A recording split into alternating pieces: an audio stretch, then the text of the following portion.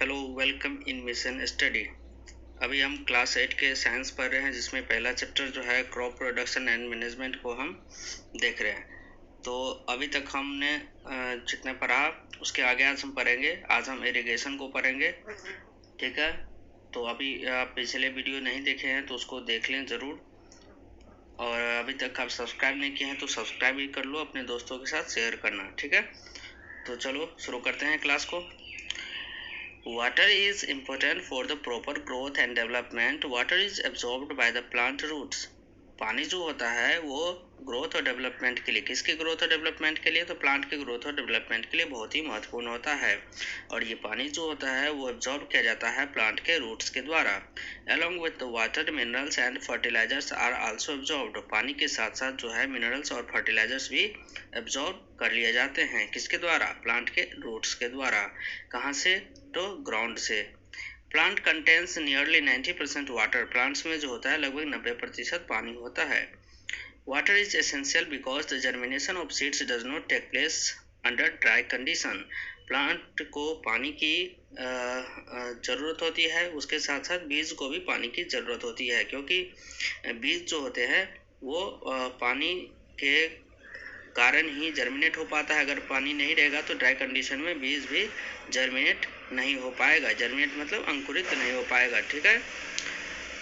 Nutrients dissolves in water and transported to each parts of the plants. Nutrients क्या होते हैं? पानी में डिजॉल्व हो जाते हैं और वो प्लांट्स के अलग अलग पार्ट्स तक ट्रांसपोर्ट होकर चले जाते हैं। Water also protects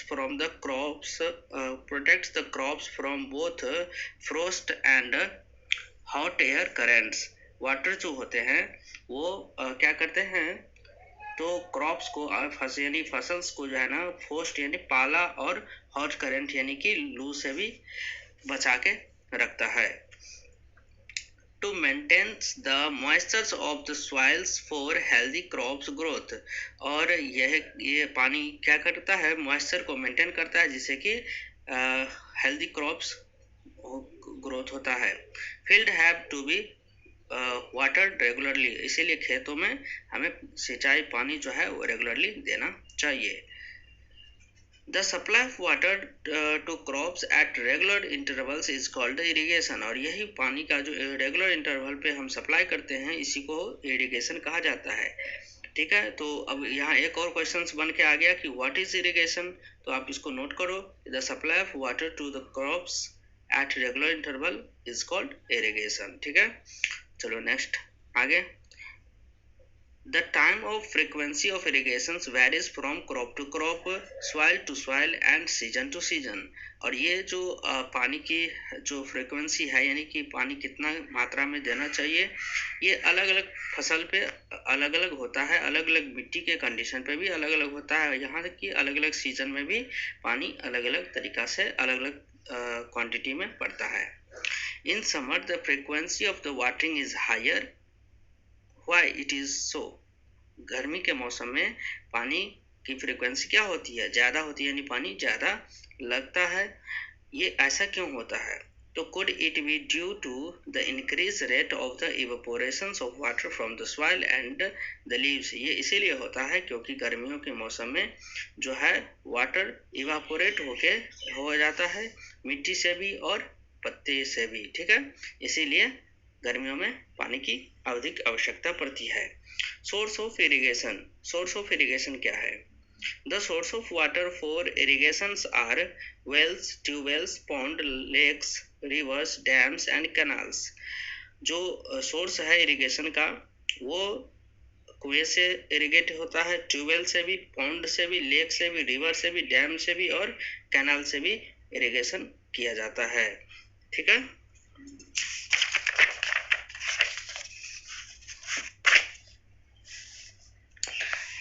आगे है ट्रेडिशनल मेथड ऑफ इरिगेशन। पारंपरिक तरीका से इरिगेशन कैसे किया जाता था? The water available in wells, lake and canals is lifted up by different methods in different regions for taking it to the fields। और जो पानी अवेलेबल होता था, किसमें, वेल, कुएं में, झील में और कैनाल्स में, वो अलग अलग मेथड से उसे पानी को निकाल लिया जाता था और उसको फील्ड तक यानी खेतों तक पहुंचा दिया जाता था। केटल्स और humans labour is used in this methods, यहाँ इसमें पालतू जानवर और मानव के मेहनत इसमें लगते थे। So this methods are cheaper but less efficient, ये मेथड सस्ता तो था लेकिन इसमें कम उपयोगी था। The various traditional ways are, और वे इस तरह से और भी ट्रेडिशनल जो है वो है मोट यानी कि पुली सिस्टम, इसमें पुली लगा के उसमें पानी को बाहर निकाल के सिंचाई किया जाता है। उसके बाद है चेन पंप के थ्रू से। तो ये देखिए यहाँ जो है आपको ये सिस्टम ये है मोट सिस्टम, ये सिस्टम आपको दिख रहा है, ये है चेन पंप, इसमें पानी निकाल के ऐसे इस चेन के माध्यम से खेतों तक पहुंचाया जाता है। और उसके बाद है तीसरा ढेकली सिस्टम, यह ढेकली सिस्टम। तो ढेकली एंड उसके बाद चौथा है राहत यानी कि लेवर सिस्टम, तो यह है राहत सिस्टम, इस तरह से किया जाता था। आगे हैं pumps are commonly used for the lifting water, diesels, biogas, electricity and solar energy used to run these pumps. Pumps जो है वो कॉमनली यूज किया जाता है पानी को खींचने में, और ये पंप किस पे चलता है, तो डीजल पे, बायोगैस पे या फिर इलेक्ट्रिसिटी पे या सोलर एनर्जी पे ये पंप्स जो है वो रन करता है यानी चलता है। आगे देखते हैं मॉडर्न मेथड्स ऑफ इरिगेशन, आधुनिक जो है इरिगेशन का तरीका क्या है वो देखते हैं। Modern methods of irrigation help us to use water economically, the main methods used are follows. और मॉडर्न आधुनिक जो मेथड्स है सिंचाई के लिए जिसमें ये पानी को थोड़ा सा इकोनॉमिकली बना देता है, महंगा कर देता है। और ये मेथड्स क्या है, निम्नलिखित इस तरह से है। पहला है स्प्रिंकलर मेथड्स, यानी कि इसमें पानी को छिड़काव करके दिया जाता है। This system is more useful on the uneven lands where sufficient water is not available। ये मेथड जो है ना उन जमीन पे भी, उन भूमि पे भी जो है उपयोगफुल होता है जहाँ पानी की मात्रा अत्यधिक नहीं होती है। The perpendicular pipes having rotating nozzles on top are joined to the main pipelines at regular intervals। इसमें क्या होता है, एक परपेंडिकुलर पाइप्स लगे हुए रहते हैं जिसके टॉप पे एक नोजल्स लगा रहता है, जो नोजल घूमता रहता है, जिसके माध्यम से पाइप जो है पानी जो है घूम घूम के छिड़काव करती रहती है। When water is allowed to flow through the main pipes under the pressures with the help of a pump, it escapes from the rotating nozzles। और जब पानी जो है प्रेशर के थ्रू अंदर से मेन पाइप से आता है तो नोजल को घुमा देता है, जिससे कि पानी घूम घूम के बाहर निकलता रहता है। It gets sprinkled on the crops as if it is raining. ये जो है ना स्प्रिंकल करके पानी बाहर आता है, क्रॉप पे पड़ता है जैसे कि बारिश होता है उस तरह से। Sprinkler is very useful for lawns, coffee plantation and several other crops. और इस तरह से जो है स्प्रिंकल बहुत ही यूजफुल होता है कॉफी के लिए, लॉन्स के लिए और प्लांटेशन के लिए और फिर और भी दूसरे क्रॉप्स के लिए। तो ये देखिए ये स्प्रिंकल सिस्टम है, इसमें कुएं से पानी निकाल के ऐसे जो है इसे नोजल लगा रहता है, इसमें घूम घूम के पानी जो है हर जगह पहुंचता रहता है। दूसरा है drip system. Drip system, in this system the water falls drop by drop directly near the roots, so it is called the drip system। ये ड्रिप सिस्टम मतलब जो होता है पानी सीधे निकाल के खेतों में उड़ेल दिया जाता है, यानी खेतों में डाल दिया जाता है, उसी को बोलते हैं ड्रिप सिस्टम। इसमें इस सिस्टम में क्या होता है, तो वाटर सीधे गिर जाता है, ड्रॉप ड्रॉप करके पानी पूरे डायरेक्टली जो है वो पेड़ के रूट्स तक पहुंच जाते हैं। So it is called the drip system.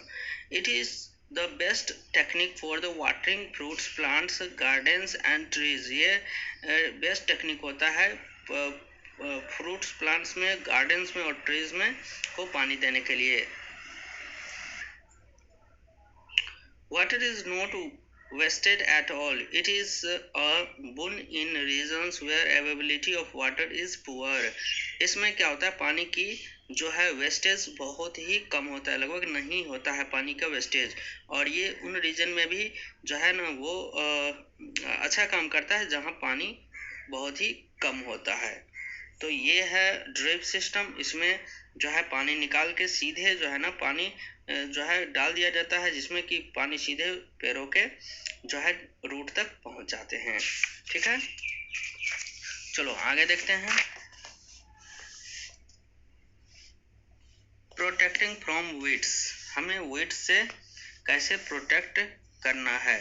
ठीक है, Buzo and Paheli went to a nearby wheat field and saw that there were come other plants in the field growing along with wheat plants. बुजो और पहेली जो है वो नज़दीक के खेतों में गया तो उसने देखा कि गेहूं के अनाज के साथ साथ वहाँ कुछ और भी प्लांट्स उग गए थे।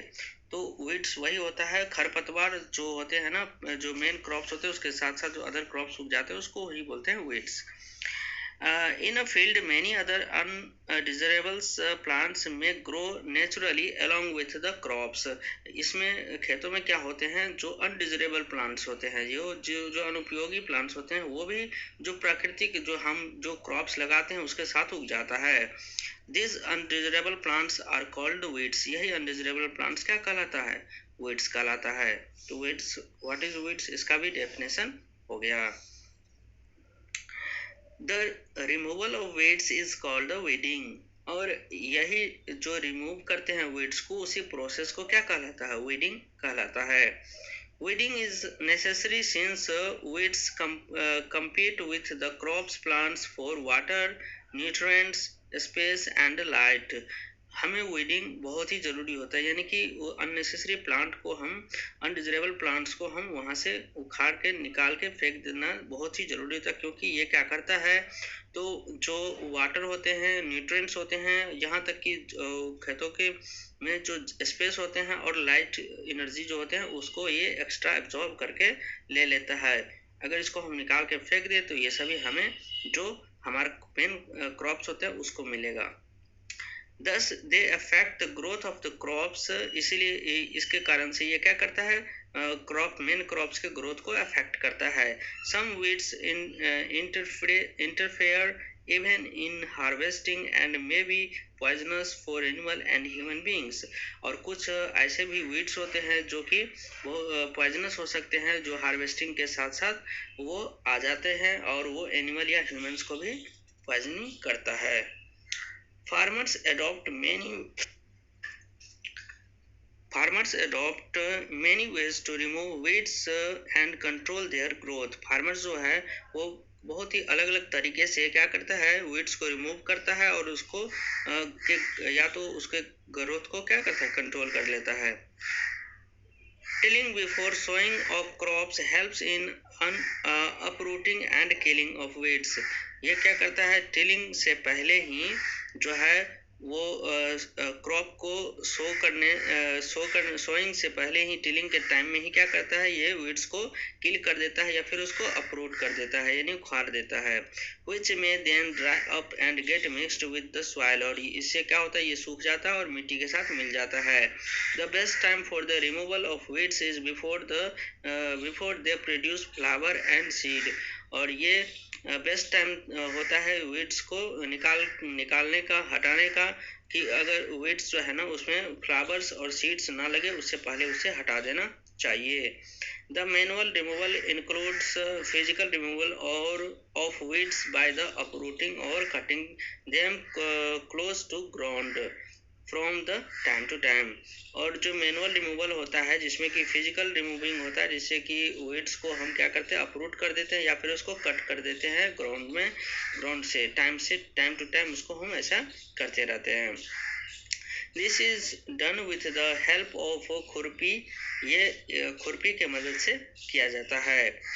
और seeds drill is also used to uproot weeds, और सीड ड्रिल का भी इस्तेमाल हम इस वीड्स को अपरूट करने के लिए हम करते हैं।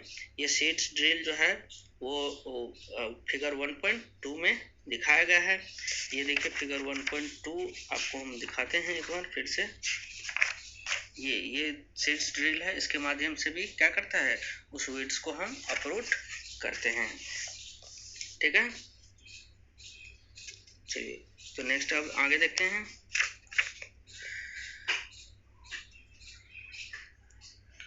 Weeds are also controlled by using certain chemicals called the weedicides और जो है like 2,4-D। weeds जो है ना कुछ केमिकल्स के द्वारा भी उसको कंट्रोल किया जाता है, जिसको क्या बोलते हैं, weedicides बोलते हैं, जिसमें एग्जांपल हो गया 2,4-D।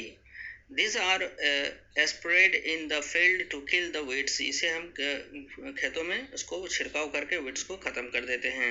They do not damage the crops। ये crops को कोई नुकसान नहीं पहुंचाता है। The weedicides are diluted with the water to the extent required and sprayed in the fields with a sprayer। और इस weedicides को पानी के साथ मिलाकर इसे हम उचित मात्रा में जो है स्प्रेयर के थ्रू क्या करते हैं, हम ये देखिए छिड़काव करते हैं इस तरह से। आगे है as already mentioned the weedicides are sprayed during the vegetative growth। और जैसे कि हम पहले ही बता चुके हैं कि weedicides जो है वो वेजिटेटिव ग्रोथ को भी बढ़ाता है। of weeds before the flowering and seeds formations। ठीक है, spraying of weedicides may affect the health of farmers। इसको weedicides को स्प्रेइंग करते टाइम में ये किसानों को हेल्थ को अफेक्ट भी कर सकता है। so they should use these chemicals very carefully। They should cover their nose and mouths with a piece of cloth during spraying of these chemicals। इसलिए उन्हें बहुत ही सावधानी से इनका छिड़काव करना चाहिए। अपने मुंह को, नाक को एक कपड़े से ढक के इनका छिड़काव करना चाहिए। आगे है हार्वेस्टिंग। तो फ्रेंड्स हम ये हार्वेस्टिंग अब आगे पढ़ेंगे। तो ये क्लास आपको कैसा लगा कमेंट करके बताओ, लाइक करो, अधिक से अधिक अपने दोस्तों के साथ शेयर करो। चलो फिर मिलते हैं हम नेक्स्ट क्लास में, तब तक खुश रहो, घर पे रहो। Okay bye.